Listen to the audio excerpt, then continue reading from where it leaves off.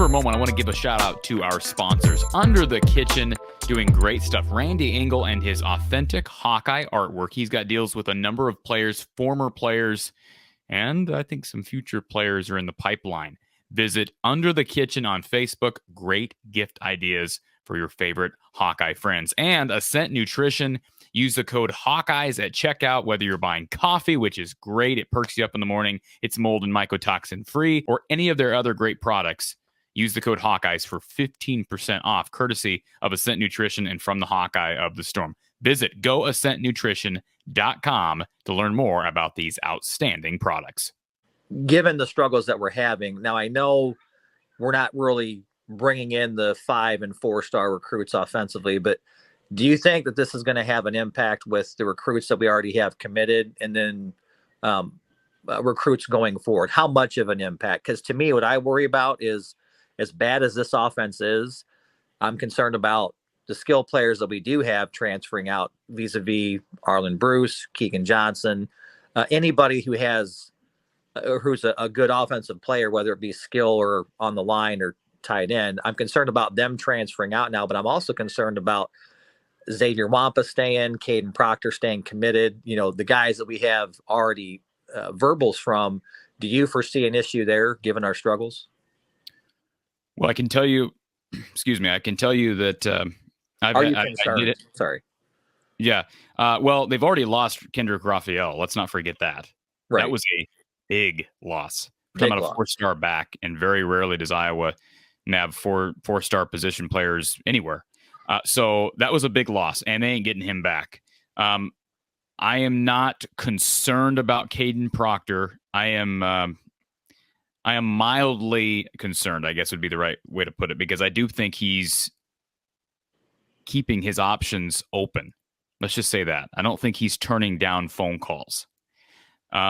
So I think he'll be here. I think he'll sign here in 2 months. But yes, I'm concerned. The problem is, Vincent, they don't have other skill position players besides Marco Lainez, and I do think Marco is bought in. I did have a conversation with someone close to Marco about a week and a half ago that told me he's still locked in on his commitment. So that's positive, right? I mean, you can build around Marco Lainez. However, you don't want to lose Caden Proctor. You don't want to lose. Well, I mean, what other skill position talent do they have in 23 besides Alex Mota at wide receiver? And he's an in-state kid who they'll probably hang on to. But now they got to go figure out a way to get another running back. They got to figure out a way to get some wide receivers because they've got one in the class of 23. They brought one in 22. No, recruiting's a problem right now, and it's getting worse because of this issue, because of the offense. We need to keep the guys that we have. I'm just going to leave you with this. What makes me extremely concerned is on our offensive roster right now, or on our Hawkeye roster, the guys that are concerning to me are the skill position players we're using. Too many times I saw today where Arlen Bruce was wide because he was playing off coverage in so many circumstances where he had a 10-yard gap where I don't know why we're not audibling to a hot route or something quick to gain 5, 6, 7, 8 yards with that cushion. These are players that want the ball just like Charlie Jones did last year and Tyrone Tracy.